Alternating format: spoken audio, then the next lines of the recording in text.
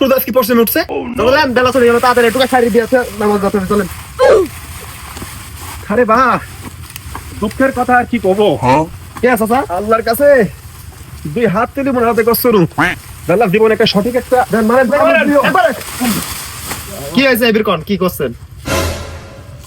আল্লাহর কাছে নামাজ পড়ি 2 হাত তুলি করছো আল্লাহ জীবনে সঠিক একটা মানুষ দিও।